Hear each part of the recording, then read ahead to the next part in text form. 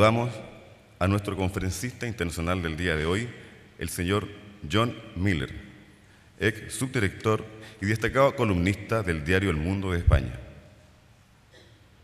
Periodista chileno, ha desarrollado la mayor parte de su carrera en España, donde participó en la fundación del diario económico La Gaceta de los Negocios, fue corresponsal del rotativo español Diario 16 y luego tuvo una larga y destacada trayectoria en el diario El Mundo. En Chile, trabajó en el diario La Segunda y en el semanario Hoy. Además, fue director del diario El Universal de Caracas, Venezuela, país donde obtuvo el Premio Nacional de Periodismo. Actualmente, publica una influyente columna sobre asuntos económicos en El Mundo y es analista en programas de radio y televisión. Recibamos, por favor, al señor John Miller.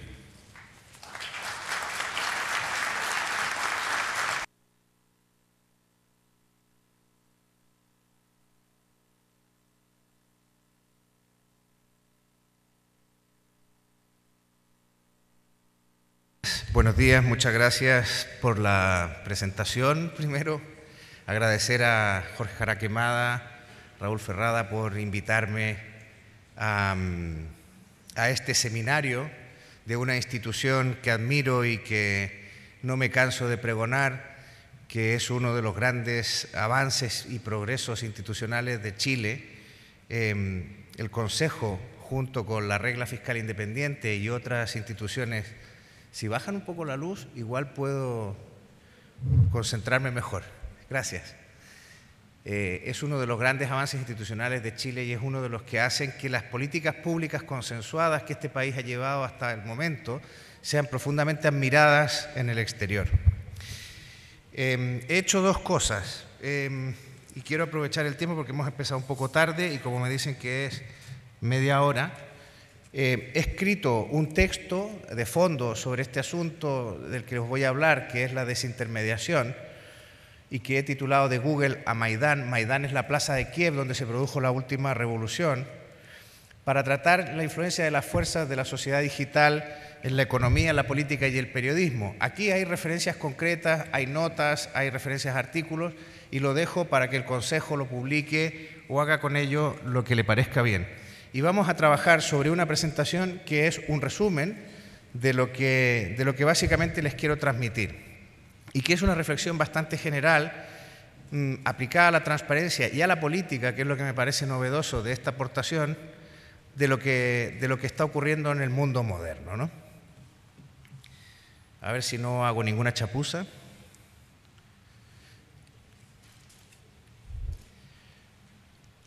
Yo creo que uno de los fenómenos claves de la sociedad moderna, que se ha acelerado con el avance tecnológico, es el proceso de desintermediación. Como se puede ver ahí, el diccionario define la intermediación como estar entre dos personas o cosas o como mediar o intervenir para que esas dos personas o cosas consigan un acuerdo, ¿no? La intermediación puede ser física como un puente.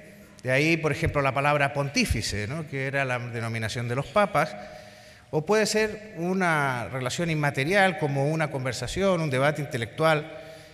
En todo caso, lo que ha ido ocurriendo con el paso del tiempo es que los mediadores han ido cambiando. Por ejemplo, este es Moisés, ¿no? Moisés trajo las tablas de la ley al pueblo judío. El trabajo del profeta, que era Moisés, o del sacerdote, o del hechicero, o el curandero, que era el mediador en la antigüedad y el que ahormaba a la estructura social los conocimientos revelados supuestamente o adquiridos, han sido sustituidos en el mundo moderno por los médicos, los políticos, los educadores, los periodistas, los psiquiatras. Todos ellos son mediadores modernos. Los cambios tecnológicos han acelerado el proceso de desaparición o cambio de esos mediadores, tanto en la economía, la política y el periodismo. Estos son los sustitutos de la antigua cadena que nos permitía oír música, por ejemplo. De ahí ha desaparecido la orquesta, el sello discográfico, la tienda de discos. Todos ellos han desaparecido. La música fluye directamente desde el autor al consumidor. Lo mismo ha ocurrido en el mundo de la literatura. Amazon distribuye directamente productos para Kindle o PDFs que se pueden adquirir. Y en la economía, cómo no, esta familia que se ve aquí en un campo de naranjas de Valencia es la familia Colomer. Son los que me venden sus excelentes naranjas, que por cierto son las mismas que consume el rey Juan Carlos. Yo les envío un email y ellos al día siguiente las cosechan de sus árboles y me las envían frescas a casa, ¿no? Son mucho más dulces que las naranjas del supermercado porque no las cosechan verdes ni las tienen que forzar su maduración en cámaras con gas metano, ¿no? Esto, por supuesto, ha impactado al periodismo. Hoy la marca más reputada del mundo de la comunicación no es el viejo The New York Times, sino que es Google. Y la desintermediación, como no, también ha afectado a la democracia representativa. Básicamente, por lo que podríamos señalar que son dos vías.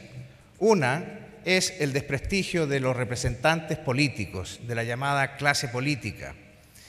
La corrupción, que es un fenómeno desgraciadamente universal, nos ha dado motivos para recelar de ellos. Pero también se ha dado lo que se llama la democracia extrema, o lo que en el caso del Economist ellos han llamado la democracia extrema. Es una forma de democracia directa vía referéndum que básicamente se ha dado en California o en Suiza, ¿no? En California se ha desarrollado de una manera bastante irresponsable. En 40 años el pueblo de California nunca no ha hecho más que aprobar nuevos gastos del Estado y nunca ha aprobado ninguna subida de impuestos para financiarlos, por ejemplo, ¿no? Lo cual produce un distanciamiento entre la creación de un determinado derecho o la satisfacción de un determinado derecho y la necesidad de venir a subvenirlo o a financiarlo, ¿no? También se habla de democracia líquida, ¿no? Es un término tomado del concepto de modernidad líquida que acuñó el filósofo polaco Zygmunt Bauman. Según Bauman, hoy vivimos un mundo que carece de certezas firmes, en medio de grandes transformaciones sociales y de miedos colectivos. Por eso él dice que es líquido. La democracia líquida ha sido definida como una democracia directa con mandatos revocables, o sea, con mandatos nada estables, que pueden caducar en cualquier momento a gusto del ciudadano. Yo creo que hay que analizar tres fuerzas de la sociedad digital que debemos considerar en cualquier análisis que aborde las cosas que están ocurriendo hoy en día, ¿no? Una de esas fuerzas es la externalidad de red, las externalidades de red o efecto red. La segunda, los costes de transacción. Y el tercero, el fenómeno de la larga cola. Yo me imagino que la mayoría de ustedes conocen estos efectos casi mejor de lo que yo pueda contar aquí, pero voy a hacer un rápido barniz de cada uno de ellos. La externalidad de red o efecto red es cuando la conducta de un individuo o empresa influye directamente en la utilidad de otra. Eso es una externalidad, puede ser positiva o negativa. La externalidad de red se refiere en concreto a que la utilidad adicional que logra una persona al utilizar un bien o servicio depende del número de individuos que ya lo utilizan. El caso más conocido es el del teléfono o el del módem. Un solo teléfono o módem no sirve para nada, pero su utilidad crece a medida que se añaden nuevos aparatos en lugares distintos porque hay más sitios donde comunicarse. En este caso se aplica lo que llamaban la ley de Metcalfe. Robert Metcalfe, el creador, uno de los fundadores de 3M y creador del protocolo Ethernet, que habréis oído cuando conectáis ese aparatito que va al router. Metcalfe formuló la ley básica del principio de la externalidad de red, que dice que el valor de una red de comunicación aumenta proporcionalmente al cuadrado de su número de usuarios. Esto luego ha sido corregido posteriormente porque hay gente que dice que, claro, comunicar con uno mismo es imposible y que la fórmula de Metcalfe no sería correcta. El segundo aspecto que he señalado son los costes de transacción. Coste de transacción o comunicación lo planteó por primera vez Ronald Coase, un economista, en el año 1937. Yo es que soy del siglo pasado, entonces hablo como si fuera mi siglo. Bueno, esto es el signo de los tiempos. Estamos comunicados permanentemente. Los costes de transacción o de comunicación, los formuló Coase, son básicamente que las empresas suelen organizarse para reducir estos costes de transacción o de comunicación que se producen en cada intercambio económico. A veces los cambios tecnológicos abaten estos costes y la empresa que se ha organizado en base a esos costes de transacción, que para muchos son barreras de entrada y para esa empresa son fáciles de resolver, pierde sentido. El caso más emblemático es la Kodak. La Kodak y la fotografía digital. La Kodak acaba de cerrar, pero la Kodak era una compañía organizada en todos sus puntos para lidiar con unos costes de transacción que la tecnología digital hizo desaparecer. La CODA gestionaba desde las minas de plata que daban el metal que se incorporaba a los filmes, hasta la propiedad inmobiliaria del bien raíz, donde estaban las casas de revelado a las que ustedes llevaban, nosotros llevábamos, nuestros padres llevábamos los rollos, los carretes de película para revelarlos, ¿no? Pues la tecnología hizo que los costes de transacciones en los que se basaba este negocio desaparecieran. Este es el caso más emblemático. Y por último, la cola larga es un tipo de distribución estadística en la que un gran número de eventos le sucede una brusca disminución seguida de una larga serie de bajos impactos. Nuestra economía, la economía global, funcionaba en el siglo XX, antes de Internet, funcionaba con... Esto también se llama la cola larga o la cola de Pareto, digamos. Pareto era un estadístico notable, al que todos deberíamos conocer y admirar y tener incluso una foto en nuestras casas, porque la verdad es que el mundo funciona con muchas cosas de Pareto, el óptimo de Pareto, habréis oído hablar mucho de Pareto. Bueno, Pareto, la distribución de Pareto es la cola larga, pero nosotros hemos funcionado en el mundo analógico hasta ahora con otro principio de Pareto, que era el principio 80-20. El principio 80-20 significaba que el 80% de los consumidores preferían solo un 20% de los productos que existían. Y este era el principio con el que funcionaban los supermercados, por ejemplo. Ellos tenían ahí, para satisfacer al 80% de los clientes, un 20% de los productos, que eran los que más se vendían. Lo que permite el concepto de la cola larga es que con las nuevas tecnologías es posible rentabilizar los clientes de nicho, los que están a la derecha, digamos, de la gran distribución estadística. Entonces ya no solo es rentable, digamos, Madonna o Justin Timberlake o Justin Bieber, por ejemplo, que son lo que le gusta al 80% de los adolescentes o jóvenes hoy, pero que en realidad Bieber, Timberlake, Madonna son el 20% de todo el producto musical. Entonces, claro, con la cola larga resulta que la tecnología nos permite satisfacer a ese tío que está ahí en el extremo derecho, que son los seguidores de nuestro compañero de la universidad que tocaba la guitarra y que a lo mejor graba una canción, la sube a YouTube y resulta que se convierte en un éxito, ¿no? Hoy es posible hacer negocio con los nichos que están a la derecha, gracias a la tecnología fundamentalmente y a la optimización de la logística, ¿no? El cliente tóxico, o sea, estos tipos que estaban a la derecha eran lo que las grandes superficies, los grandes negocios, los negocios que vivían sobre todo de márgenes muy pequeños, piensen en una fábrica de automóviles, por ejemplo, los negocios que viven de márgenes muy pequeños consideran tóxicos esos clientes, porque esos clientes demandan cosas muy distintas y es muy difícil satisfacerlos. Pero esta cola larga es lo que explica negocios como Netflix, que conocemos hoy, o como Amazon, por ejemplo. ¿Qué ha pasado con esto en el impacto de la lectura de los periódicos? El impacto en lo digital en la prensa ha sido bestial. En España, por ejemplo, que son estos gráficos de barras, el 1 es el 2001 hasta el 12, está la difusión de ejemplares por cada 1000 habitantes. La UNESCO consideraba que un país desarrollado tenía que tener un índice superior a 100 ejemplares por 1000 habitantes para considerarse desarrollado. Bueno, España, que le costó mucho entrar en ese índice de tener más de 100 ejemplares por 1000 habitantes, llegó efectivamente en el año 2001 a vender 4.200.000 copias de periódicos en el país, y eso daba un indicador de 102 ejemplares por 1000 habitantes. Y la caída ha sido brutal. O sea, se han perdido 1.200.000 ejemplares entre 2001 y 2012 y estamos en un indicador por encima de 60, pero que si la UNESCO mirara esto diría que somos un país de África o un país rural, agrícola, ¿no? Claro, es importante porque la venta de ejemplares es un factor de altísima rentabilidad para la prensa, ya que mientras la radio y la televisión solo venden su audiencia en términos publicitarios, la prensa además vendía el derecho de acceso de esa audiencia al producto a través del ejemplar físico, ¿no? Y para que vean que el tema no solo afecta a España, estas son las gráficas, está invertido, pero son caídas realmente. Son las gráficas de la caída de la difusión en algunos países europeos seleccionados. El primer caso es Alemania, el segundo es el Reino Unido. Es sorprendente porque el Reino Unido era uno de los países con uno de los índices de lectura más interesantes del mundo, más pues la caída es del orden del 40% de la difusión de los periódicos en el Reino Unido.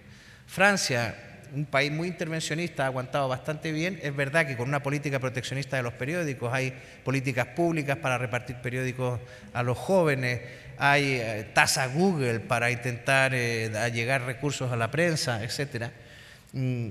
Pero, por ejemplo, España, que es la sexta barrita, bueno, está más o menos en línea de la caída.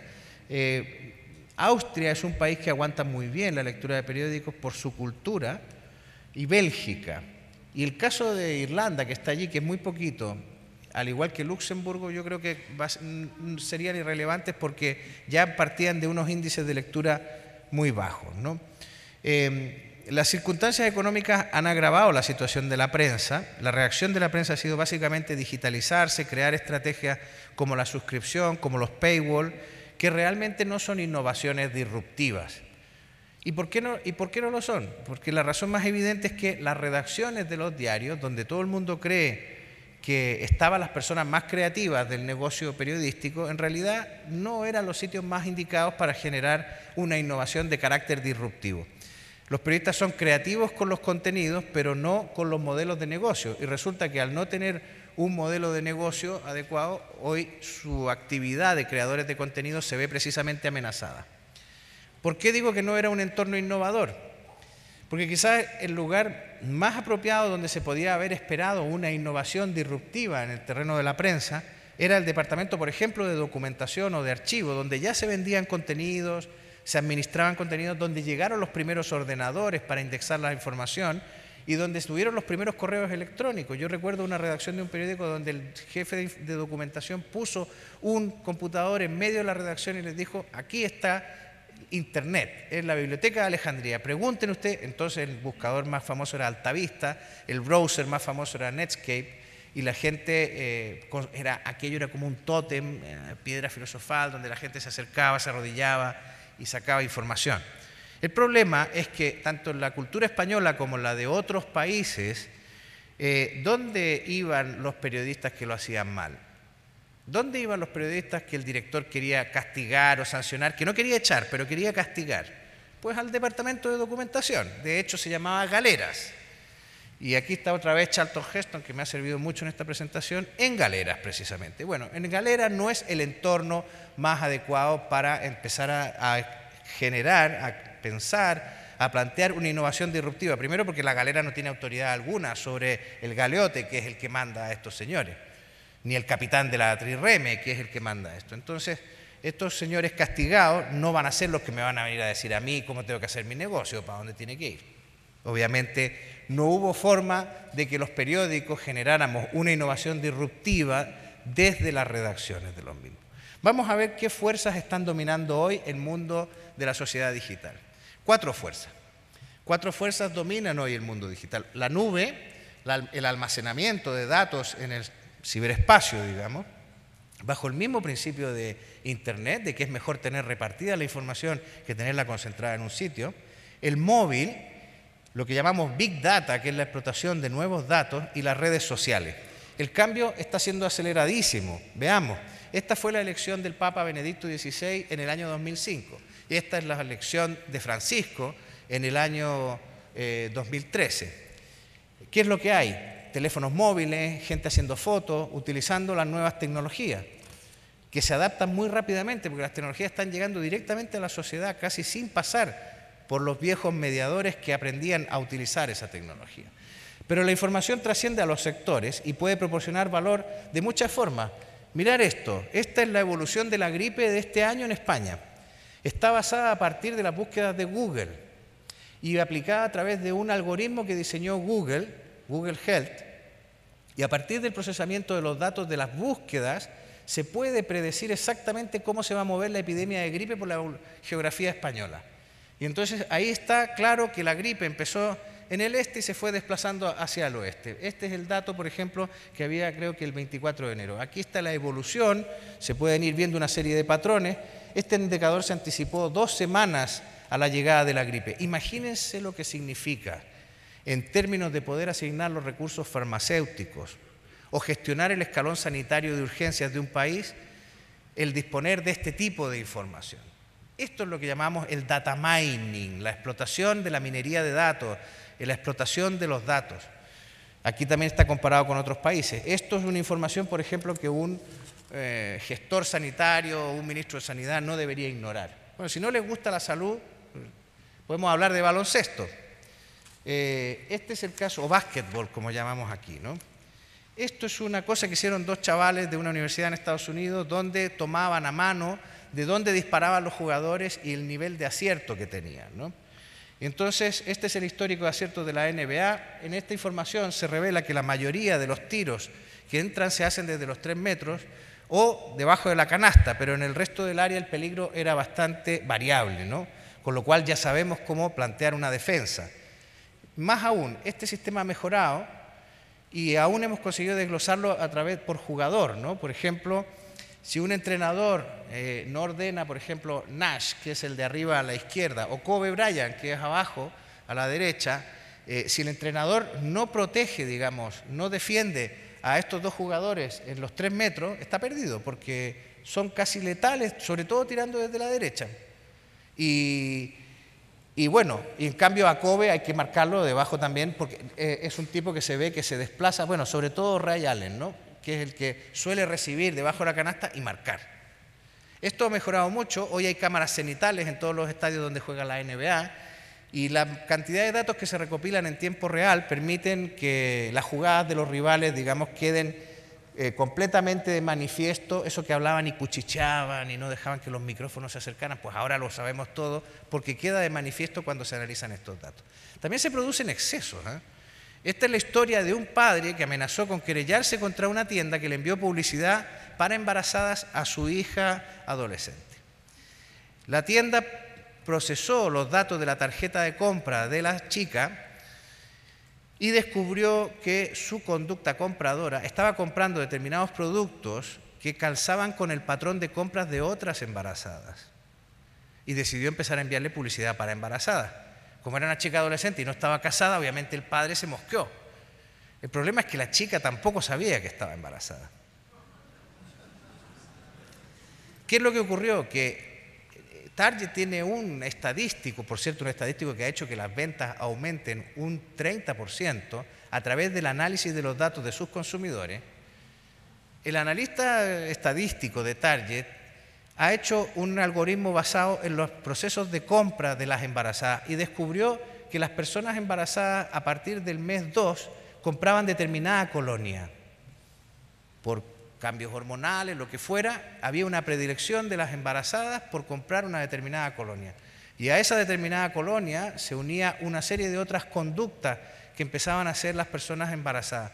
Ni siquiera, a lo mejor no sabiendo que estaban embarazadas, pero como el patrón de conducta se repetía muy sistemáticamente, y por eso esta chica cuando empezó a comprar determinados productos y quedó registrado en su tarjeta de compra de esa gran tienda, pues decidió enviarle información diciéndole, bueno, es muy probable que usted esté embarazada, igual le gustaría comprar esto o lo otro, claro, lo cual provocó un serio problema en casa. Estas son las innovaciones disruptivas de las que yo hablo y que la prensa no ha sido capaz de abordar. Por eso es una buena idea seguir lo que dice Edison, ¿no?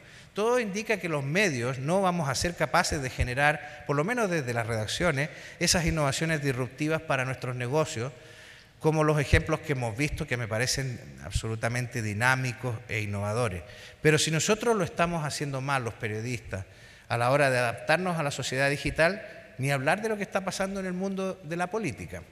La política debería estar aprendiendo muchas cosas, por ejemplo, del modelo de negocios de esta empresa, que es bastante conocida, es una empresa española, una de sus mejores marcas de retail. Pero el modelo de Zara, por ejemplo, nos debería llamar a la atención. Zara es la típica tienda que consiguió, yo hablo de que Zara es un negocio que ha pasado por Zara 1.0, 2.0, ya están en 3.0. Pero 1.0 cuando empezó, el deseo del señor, que era el dueño de Zara, era que cuando alguien llegaba y decía, oiga, esta camisa tan bonita, ¿no la tiene en rojo? ¿O no la tiene en una talla más grande? Y normalmente la tienda te decía, no, no la tengo. Y tú te ibas y comprabas ahí en otro lado. Bueno, él lo que decía, no, pero mañana o dentro de 3 días se la puedo tener. Entonces, eso se llama speed to market, o sea, orientación al mercado, velocidad para atender al mercado, o just in time también, ¿no?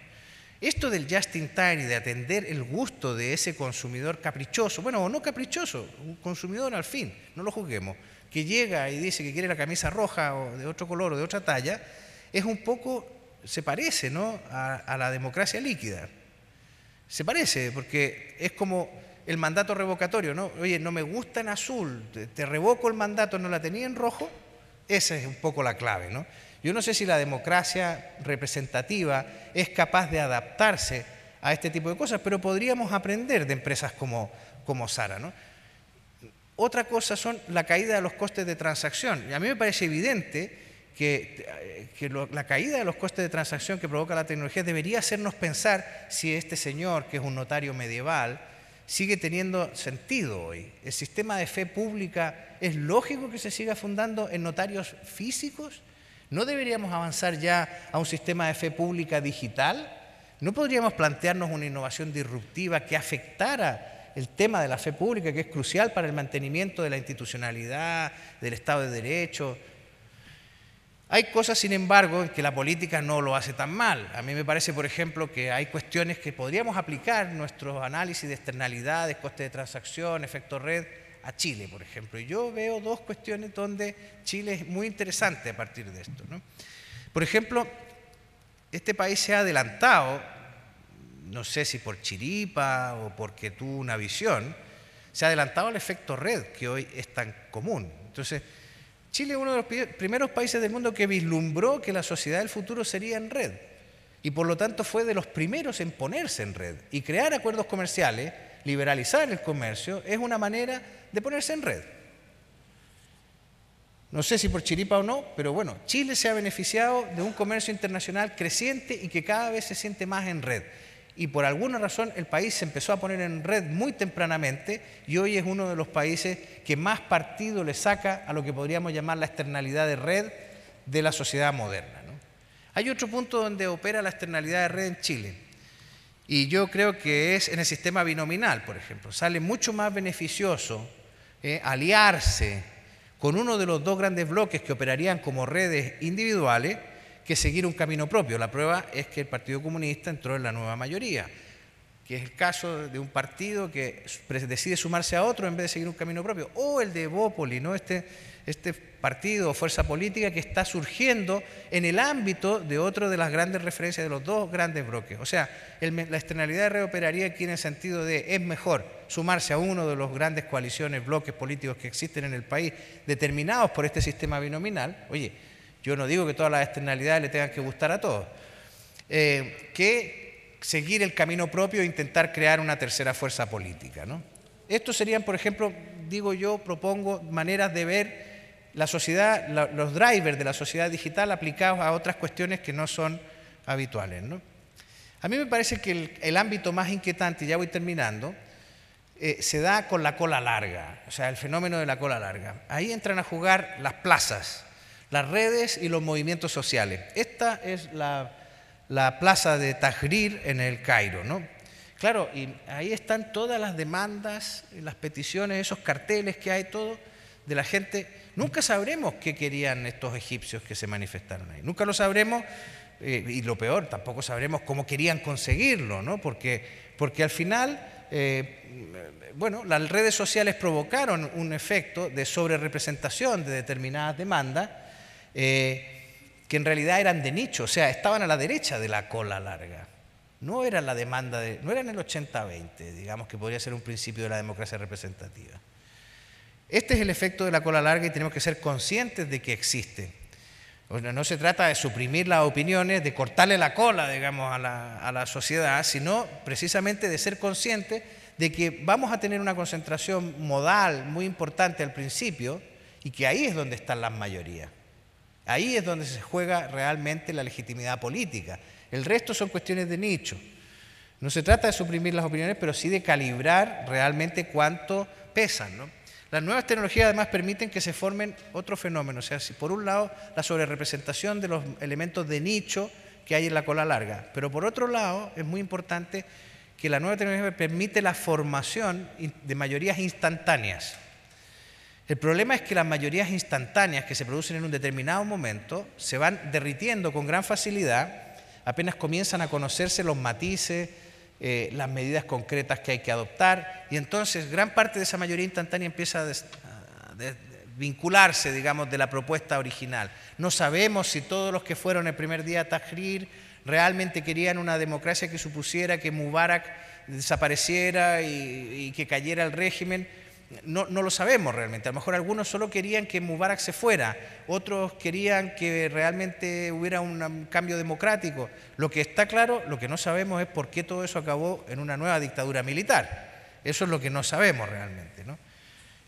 Claro, cuando hay que transformar los eslóganes, ¿no?, que son tan divertidos, en leyes y aterrizar los deseos de la calle o de las redes sociales, es cuando los gobernantes deberían huir sobre todo de la tentación del populismo. De lo contrario, la democracia representativa queda prisionera. Esto es Maidán cuando empezó la protesta, digamos. Queda prisionera de un populismo difuso que solo pavimenta el camino a la dictadura, como ha ocurrido en Egipto, o a un gobierno de muy dudosa legitimidad, como es en el caso de Ucrania, porque ese modelo, ese gobierno que la Unión Europea dice que es democrático, en realidad salió con unos diputados que yo no sé si saben exactamente cómo se produjo la votación que sustituyó al gobierno ucraniano. En Maidán estaba todo el mundo manifestándose, los diputados estaban dentro votando, el gobierno que cayó y que fue destituido por provocar la represión de esta manifestación tenía una mayoría que desapareció. De pronto todos esos diputados que apoyaban ese gobierno cambiaron de parecer. ¿Por convicción propia? No. La votación se transmitió en directo a la plaza. Cada vez que el diputado votaba, todo el mundo lo veía, digamos. Y luego el diputado tenía que abandonar el Congreso individualmente y salir en una fila de unos tipos de 3 metros con unos bates de béisbol que estaban así cuando pasaban los diputados. A ver quién era el guapo que votaba que no a lo que pensaba la plaza. Evidentemente eso no fue una votación libre. Por eso lo de Maidán acabó como acabó y desgraciadamente está a punto de provocar un conflicto que aún no sabemos, digo por la decisión de Rusia, que aún no sabemos cómo va a terminar. Muchísimas gracias.